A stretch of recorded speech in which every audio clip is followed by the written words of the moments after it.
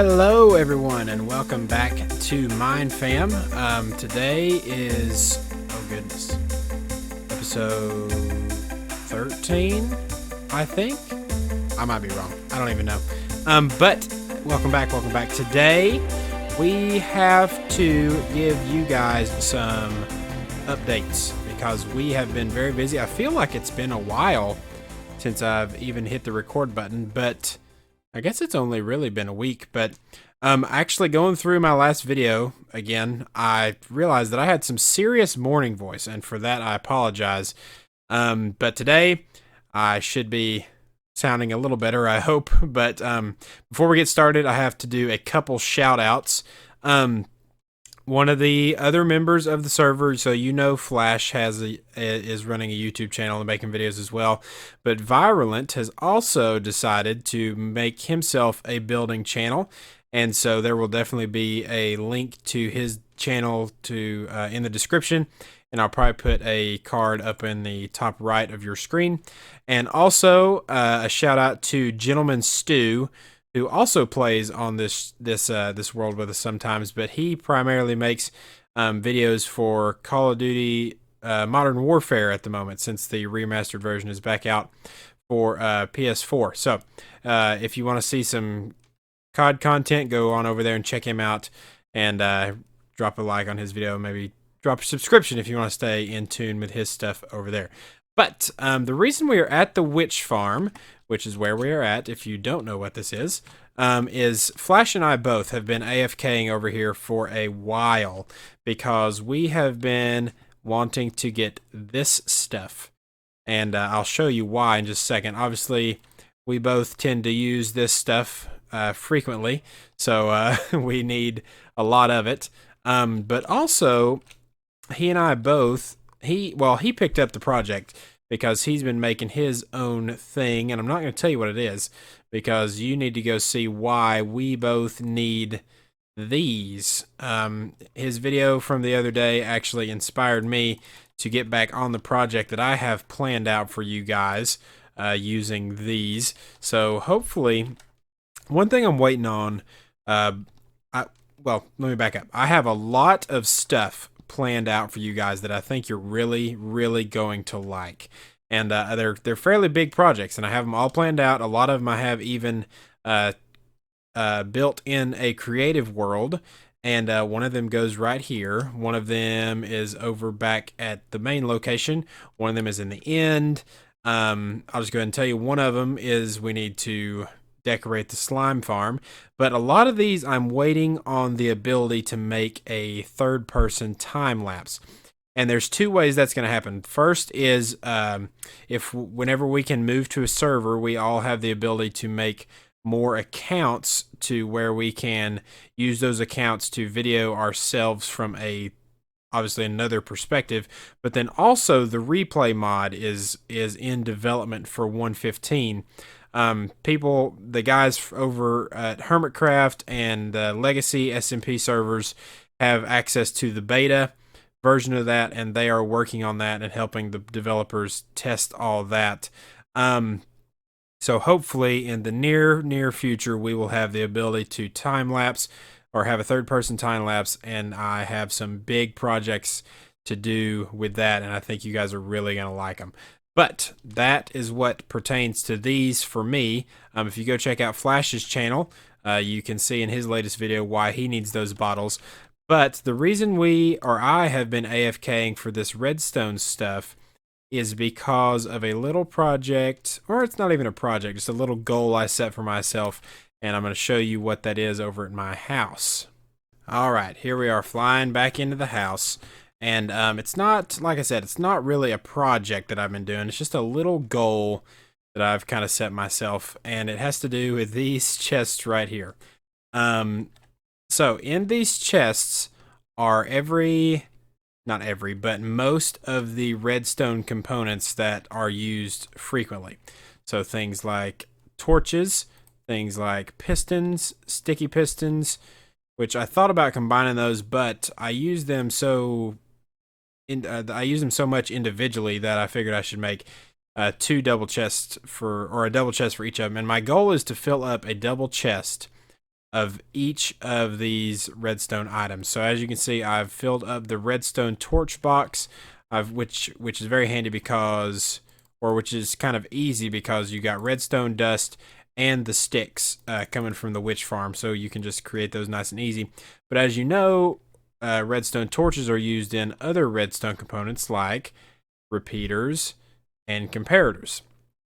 And so, as you can see, I have all the stuff I need except for the nether quartz ore, which I still have to mine for the rest of those comparators. But I have a shulker box full, which is half a double chest if you don't know, and then a full double chest of repeaters. I have to, this is going to be, I think, by far the hardest one because this is 9 stacks, or 1 stack of redstone blocks equals 9 stacks of redstone dust. So this one's going to take a little bit, I think, but nothing little AFK can't fix. Obviously, we have all the slime we need for this, so that part was easy. Now we just need a redstone dust for each stack of pistons. You need a stack of redstone dust, obviously. And then I got the iron I need over here. And I'll have to have cobblestone and wood planks for those. That stuff is all there. The observers are down here. And we got the cobblestone farm back up and running over at the spawn area. So it's not been too hard to do to craft these up because we have so much cobblestone, and I took a trip to the nether and got some quartz ore. So that's, as you know, there's quartz in observers and comparators. The hoppers is just chests and iron, which we get from the wood farm and the iron farm, which are both over there. The droppers are just cobblestone and 1 redstone dust. So I've got a shulker box of that. And then dispensers is going to be arguably just as hard as the redstone blocks because you have to have 1 bow per dispenser.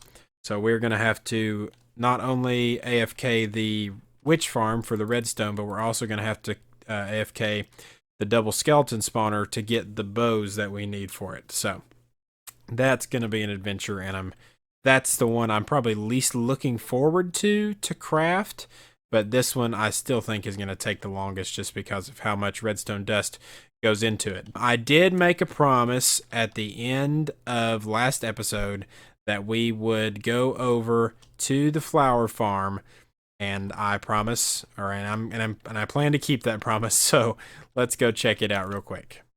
And I want to start in the nether for this to show this off because it's going to look so much different from the last time we came out of the portal. So I have been putting quite a bit of work into this. So I think if I face this way, it'll give us our best view. Maybe, no, it's this way. Okay, boom. There it is, flower farm. I even decorated everything before you guys, and I just finished not too long ago, and obviously this grass is still spreading, and it'll be done in 8 to 12 business days, but that'll be all grass eventually. And if we walk right in here, I asked Flash actually what he thought, what kind of trapdoor I could use for a greenhouse look, and he said that the birch trapdoors look the best, and I definitely agree because it has that little screen look to it, and I'm really happy with that. So if we hop on inside into the flower farm, I've got a little bit of lighting going on here, and I also have sea lanterns down the hallway here so that you can still see. These aren't spawnable blocks because these trapdoors are partially on there, so even if it was completely dark, nothing could spawn in this walkway, but I think adding a little bit of lighting is just going to help it anyway. And these, as you can tell, are also slabs, so really in here I didn't need too much lighting either, but like I say, I think it provides a good aesthetic to the whole build.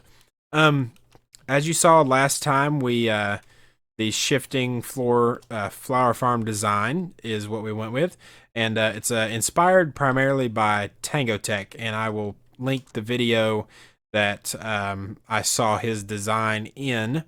I'll link that video in the description.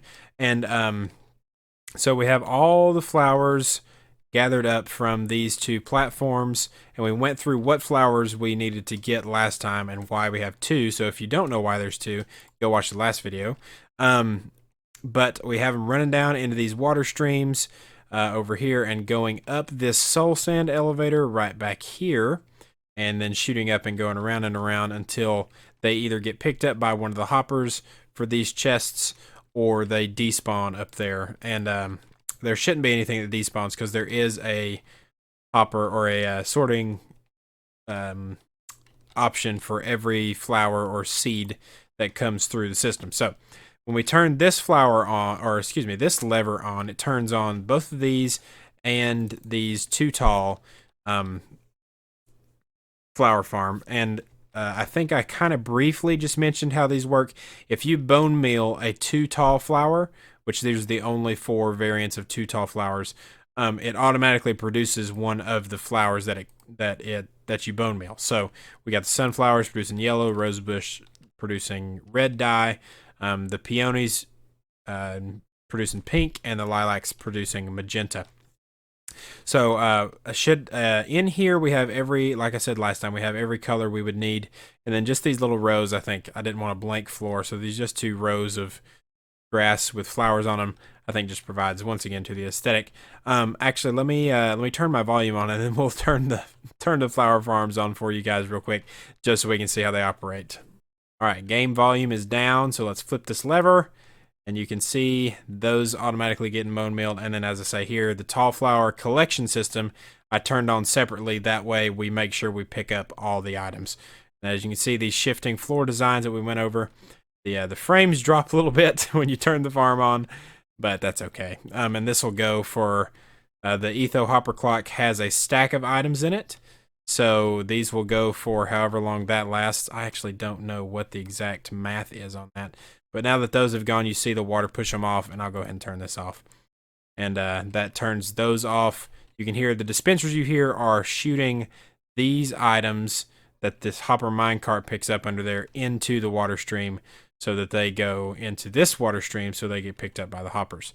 But everything goes to plan, fingers crossed, all the items will go up into this water stream and go round and round until they are picked up. So yep, that's how that works. And then I think that's empty. Actually, let me keep it going for now. But yeah, so this is the farm completed. Let me give you one little quick fly around. Same thing on the back, but with no door. On one of these dark oak kind of beam strap looking things to go over the top. And yeah, let's see. Meant to put leaf blocks here, so I need to finish that, and leaf blocks here. So I guess it's not completely done.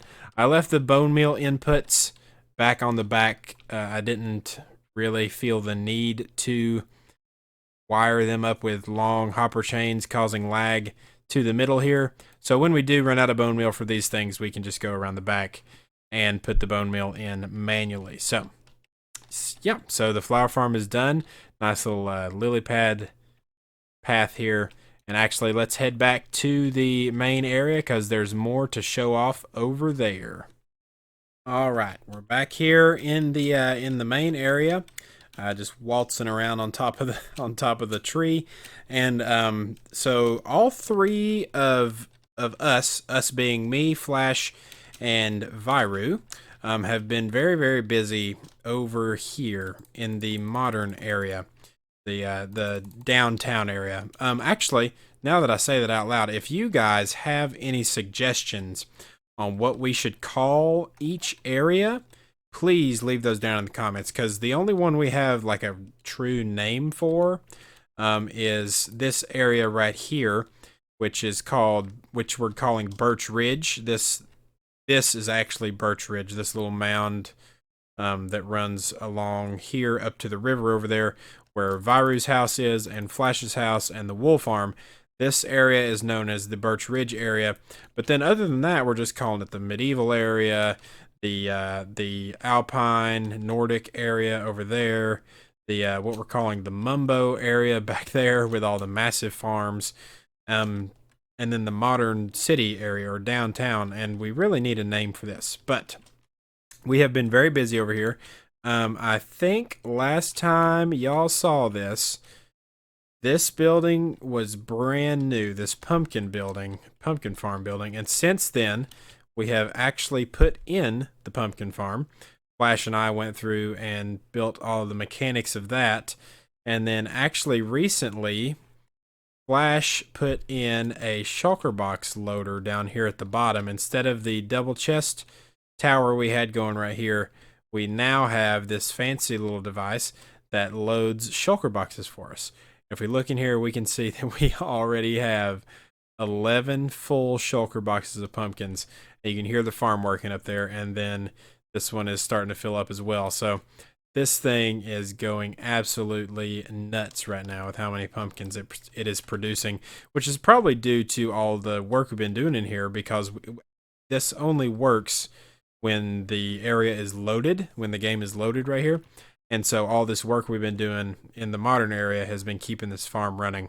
And if you want to know how this thing works or where the design came from, you'll have to watch Flash's video, his last video, to see all those details. But we load up this box, or excuse me, this chest with shulker boxes, which I went through. And since I had a big end bust since last episode, which I don't even know if I told you guys that, but I got all that stuff. Check that out. And that was actually full up to here with shulker boxes, but obviously I put 64 in there, and then I've been using quite a few for other things as well. But I also got a little bit of diamond gear, and then a few pickaxes and swords, which have gone in there. Just random stuff. But yeah, so Flash finished that. Viru actually moved. This building used to be right over here, and he actually did that yesterday, I think. Potentially even this morning. I don't even know. My days run together during all this coronavirus stuff. But this used to be the beacon building here, and it's since been over there. And I actually have a plan for what I want to go right here. So I think I'm gonna claim this spot. And who in the world left the door open? But I think I'm going to claim this spot right here. I don't think I'm going to use that corner. That's actually, it says, I think if I'm not mistaken, this says lot for sale right over here. Yep, lot for sale right here. So I think Viru's planning, until somebody plans a build, he's going to fill this with some coarse dirt, maybe some brown concrete powder, some brown wool, just to make it look like there used to be action out here. But now it's just kind of a waste lot, since this is kind of like a rundown factory in here. The backside would match that if it was run down as well. So this is another one of those projects that I was talking about earlier that would be just fantastic for a time lapse. So I think I'm going to hold off on that for a couple episodes until we get that. But this is the main thing that has gone up since you guys have last been here.